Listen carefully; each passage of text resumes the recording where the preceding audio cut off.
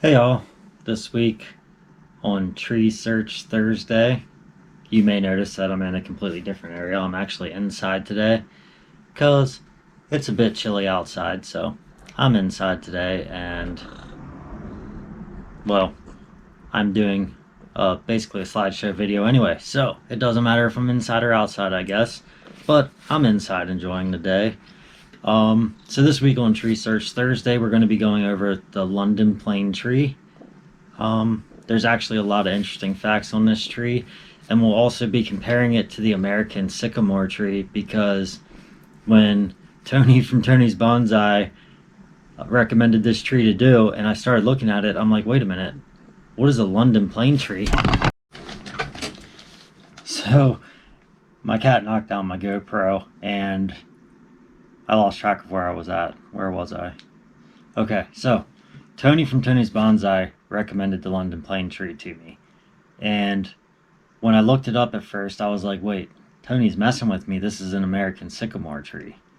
So that's why I'm comparing the two through this video to show you the slight differences between the American sycamore and London plane tree, because I was so confused when he recommended this tree to me because I really thought that it was the same tree that we just called two different names. But it's not, and we're going to go over the differences in this video because I don't want there to be confusion for anybody else who's watching this video thinking, oh, well, he's showing us an American sycamore and calling it a London plane.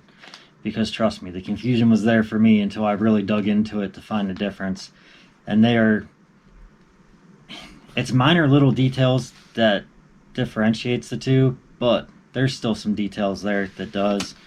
So, all in all, I think this will be a fun video. I added some bonsai facts towards the end of it at the request of Lazy Bonsai to tell whether this tree would be good for bonsai, if somebody's ever used it as bonsai, things like that. So, hope you enjoy this video. Let's get to it.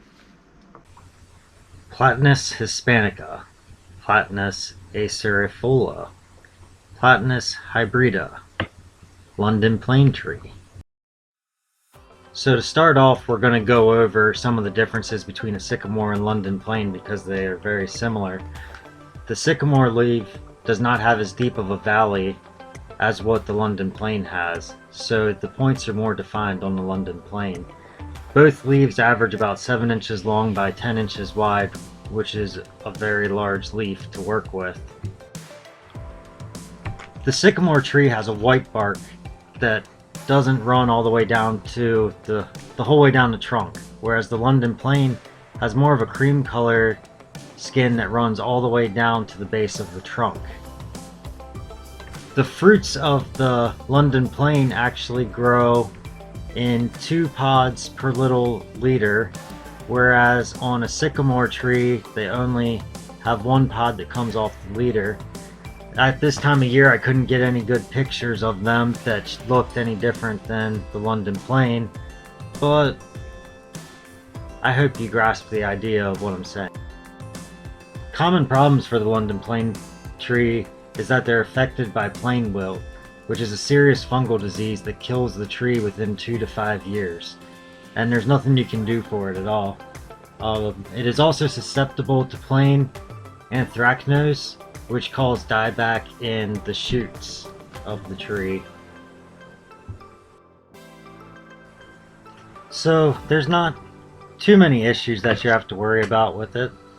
So let's go more into about it. The age for the London plane is hundreds of years. The oldest one known is actually still alive. The height is anywhere from 75 to 100 feet with a medium growth rate of 13 to 24 inches per year. It lives in zones 5 through 9 and is native to Europe. Some of the uses for this tree is it's used in big cities and was once popular as a wood veneer for its golden colors with brown speckles on the inside of it. The lore behind this tree is that it is a hybrid created hundreds of years ago, and it was spread widely in cities around the world once it was determined it could handle the smoke and air pollution in London. As you can see here, the molded bark gives you a variety of colors, which range from red, brown, white, green, and even cream, which is one of the main colors that you'll see.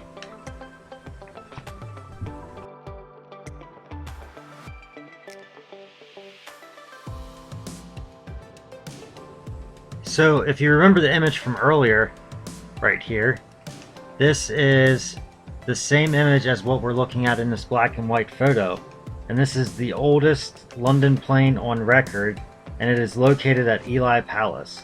This tree was planted by Peter Gunning in 1680, which makes that tree about 342 years old as of this year.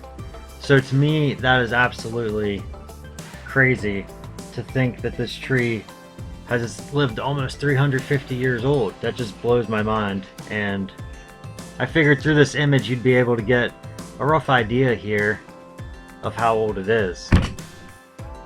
So as far as it goes as a bonsai tree, I was not able to find any examples of a London plane as a bonsai tree, but I was able to find a sycamore tree that was used as a bonsai tree, and because they're so similar, I figured we could go over some facts of that. So the leaves are so big, even after you defoliate the tree, that when they're full grown, they can actually suffocate each other out, which makes it very difficult. It is still possible, though, to grow this tree as a bonsai, as you see here, and show it in a fall or winter show completely defoliated. As it ages, the bark could make a lovely statement to the tree as well. And since it has a medium growth rate, which could help to develop the tree a bit faster,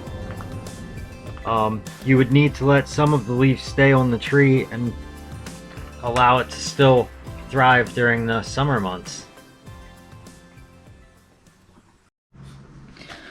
Alright, so I hope you enjoyed that somewhat short presentation that I made for you here. I have a few key notes that I want to go over with you. First of all, which I feel is one of the most important ones if you are debating on getting this tree, and that is that this tree is susceptible to plain wilt. And if your tree gets plain wilt, there's nothing you can do to save it. It will die within the next 2 to 5 years.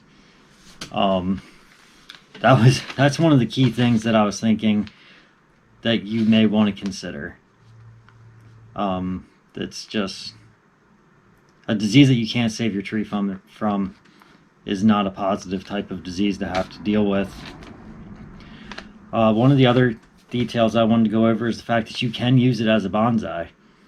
My personal preference with it is I would never use it as a summer bonsai where you're showing it with the leaves, because the leaves are just too big.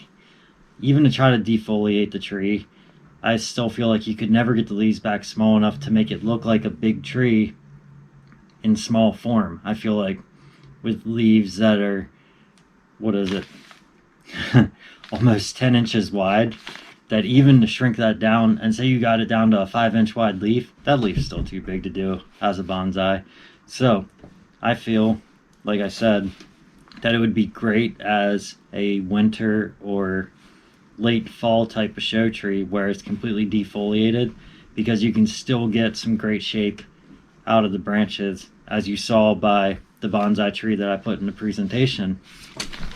Other than that, I hope you guys all enjoyed this, and check out some of the resources that I put in the description, because you might gain even more information just reading through those resources as well.